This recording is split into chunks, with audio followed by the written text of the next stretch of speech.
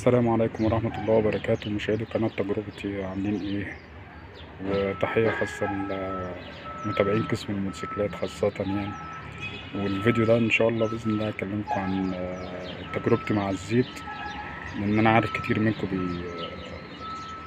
بيحتار في الموضوع دوت كتير والفتاوى كتير والجدل كبير بسبب موضوع الزيت دوت.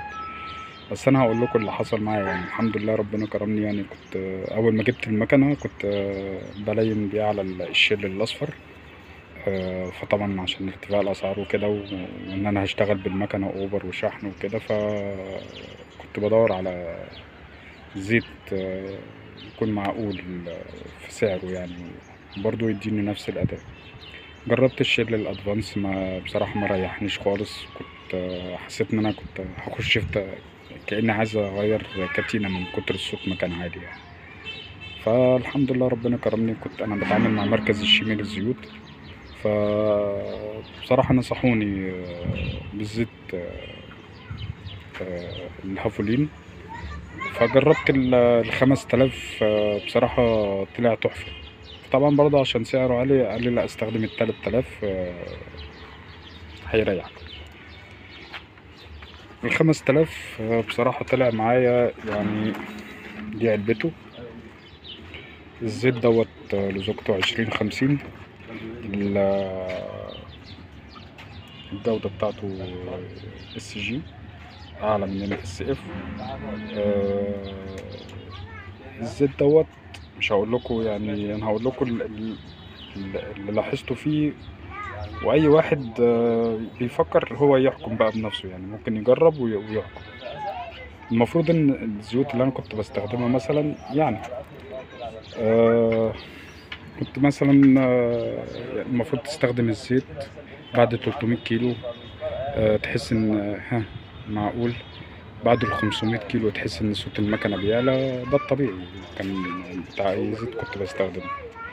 مع الزيت ده بصراحة طلع العكس. يعني أول 50 كيلو 100 كيلو ما بحسش إن هو لسه. بعد ال 100 كيلو بقى بيبدأ الزيت لما بيسخن ويسخن ويبرد، يسخن ويبرد، ببدأ أخد منه أفضل أداء.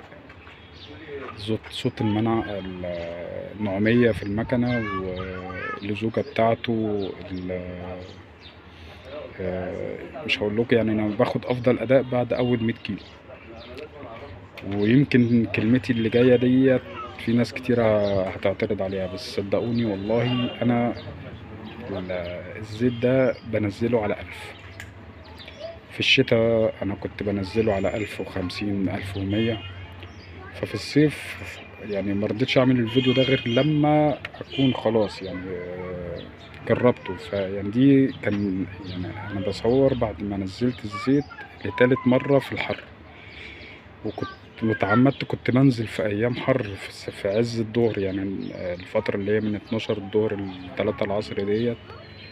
ما طبعا برضو كنت بريح يعني بين المشاوير، مش قرص يعني، عشان طبعا هو القرص اللي بيدمر الموتور. فبس كنت بريح، بس يعني كنت بستغل فرصة سخونية الموتور عشان احط الزيت ده تحت اقصى اجهاد ليه عشان اقدر احكم عليه.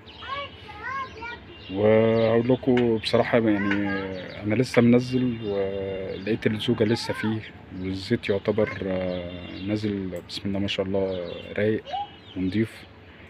ويمكن في حاجة كمان أول مرة أخد بالي منها. يمكن أنا بصور قبل ما أصور الفيديو دوت بقلب في العلبة بتاعة الزيت، لقيت في حاجة بصراحة أكدت لي إن هو زيت محترم. يعني انتوا لو قريتوا معايا كده هتلاقوا موتور أويل هافولين. موتور أويل هو زيت متعدد درجات من محركات البنزين، صمم للاستخدام في مجموعة من كل أنواع السيارات. بصوا بقى الحتة الجاية. والمركبات التجارية الخفيفة التي تتلائم مع زيوت ذات مستوى أداء SG. يعني مركبات تجارية خفيفة، يعني اللي هي الحاجات اللي بتبقى فيها شغل، حاجات فيها شغل وضغط على الموتور وكده. يعني مش واحد بيروح مشوار ويرجع، لا، واحد زي شغال اوبر، شغال شحن، شغال درايفر، شغال يعني شغال بالمكان. هيظبط الموتور ازاي بأي زيت؟ لا، ده عايز زيت بصراحة يوفر معاه. بعيد بقى عن الزيوت التقليدية والنص التقليدية، عشان ديت أسعارها غالية، مش هتنفع لأي حد شغال بالمكنة. يعني احنا بننزل نشتغل بالمكنة، فبنحاول بقدر الإمكان نجيب زيت يكون سعره كويس ويكون أداؤه كمان أفضل. فأنا الزيت دوت بصراحة لقيت فيه لزوجة لغاية ما بنزله. يعني أنا منزله على 1000، الحمد لله اللزوجة لسه فيه، نازل نضيف. بسم الله ما شاء الله، بينزل كامل. آه، بس أهم حاجة اللي يستخدم الزيت دوت، أهم حاجة ما تقرص على المكنة. أول ما تدور تبدأ تسيب المكنة دقيقتين، الزيت يطلع في الموتور ينتشر يلين الموتور، وبعد كده تبدأ تمشي. ولما تمشي بلاش القرص ده هو اللي بيتعب الزيت، بيجيده وبيسخنه.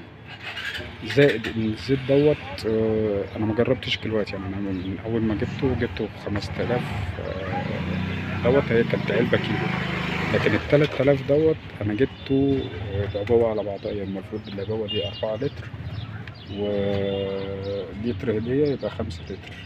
انا بجيبه من مكان مضمون، اللي هو اي مركز من مراكز الشيمي للزيوت ديت، اضمن مكان اجيب منه الزيت دوت، لان الزيوت الكتيره دلوقتي المضروبه ماليه السوق. فعشان تجيب حاجه تبقى مضمونه، يا اما تجيبها من البنزينه بتاعتها. لو انت مش عايز تستخدم الزيت دوت، هات اي توتال موبيل تجيبه من البنزينه بتاعتها، او من اي حد مضمون زي مراكز الشيمي. يعني ده مراكز الشيمي ده انا عملت معاهم فجربته، واسعارهم بسم الله ما شاء الله برضو، يعني ما بيغلوش ولا حاجه. فطبعا نصيحتي لاي حد شغال بالمكنه، انا شغال بيها. يعني ممكن اقول لكم ايه، ان انا برضو يعني من ضمن الحاجات اللي عجبتني في الزيت دوت، اول حاجه ان بيدي نعوميه جميله جدا في الموتور. يعني صوت الموتور ملوش صوت، الكتينة ملهاش صوت، ولا تسمع صوت الكتينة ولا الصلوبات ولا حدافة. الصوت أخرس ناعم جميل، مع إن زوجته 2050. مجرد ما بيطلع في الموتور كده بتحس إن الموتور فاق. التسارع نفسه بتاع الموتور عالي. يعني كان طبعا في الزيوت اللي قبل كده كنت بحس ان الموتور عقبال ما يبدأ يجمع سرعة أو سرعته تزيد كان بياخد وقت. لا، ده كنت بحس ان تسارع الموتور ان هو يبدأ يجمع سرعة نعومية في الموتور، بالذات على السرعات بالنسبة طبعا للخامس وكده. ما بسمعش صوت الموتور يعتبر، لدرجة ساعات بنسى ان الموتور بقى بزود بنزين عشان احس ان الموتور شغال ولا لا. فطبعا الزيت بصراحة يعني محترم جدا.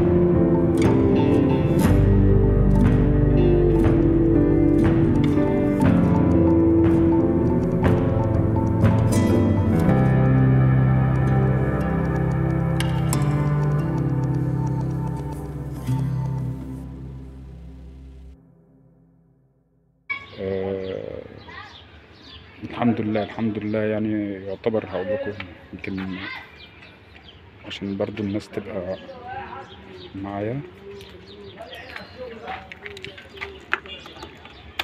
المكنة ديت انا جايبها شهر 2 اللي فات، يعتبر مرخصة شهر 2 اللي فات، واحنا اهو في شهر 6. المكنة بعد ما لقيتها طبعا ماشية 19,000 كيلو. 19,000 كيلو يعني في 4 أشهر. يعني 19,000 كيلو دول يعني في استخدام العادي كنت بستخدم 1000 كيلو كنت ممكن في شهر. يعني مقام 19 شهر استهلكتهم في 4 شهور، يعني ضغط. كنت يعتبر بغير زيت كل 5 أيام، كل أسبوع. ف ان شاء الله باذن الله اتمنى ان الزيت دوت يعجبكم، واتمنى ان الفيديو كمان يعجبكم. وبالنسبه لي دوت اكتشاف، يعني انا ما كنتش متخيل. الحمد لله ده فضل من ربنا ان هو يخليني اعطر في الزيت دوت. وقلت احكي لكم تجربتي مع الزيت دوت، وان شاء الله باذن الله يا ريت تجربوه وهيعجبكم ان شاء الله باذن الله. وديت اهم حاجه تخلوا بالكم من مكان مضمون، وان شاء الله ربنا يقدرني كده واقدر افكه على طول. واتمنى برضو ان شاء الله اللي جرب الزيت دوت يقول لي، يا ريت يسيب لي رايه في التعليقات. وان شاء الله باذن الله برضو نعمل فيديوهات برضو، اي حاجه ان شاء الله الاقيها محترمه وكويسه هفكوا بيها، وخاصه في المكنه الفيجوري. وان شاء الله يعني هسيب لكم برضو الفيديوهين دول. انا يعني الاولاني في اول غيار زيت في الصيف، وسبت غيار، وفي الفيديو التاني لتاني غيار برضو هتشوفوا برضو اللزوجة. يعني انتوا بصوا على الزيت وهو نازل، هوريهولكوا في الفيديوهين الجاي. بعد ما اخلص كلامي هسيب لكم الفيديوهين دول تشوفوهم بعديها على طول. شوفوا الزيت، شوفوا اللزوجة بتاعته، وانتوا بعينيكوا تحكموا ان الزيت ده نازل بعد 1000 كيلو ونازل بنفس اللزوجة. بسم الله ما شاء الله، بإذن الله هيعجبكم. وأتمنى إن ربنا يبارك لكم في المكان بتاعكم ويحفظكم يا رب. والسلام عليكم ورحمة الله وبركاته.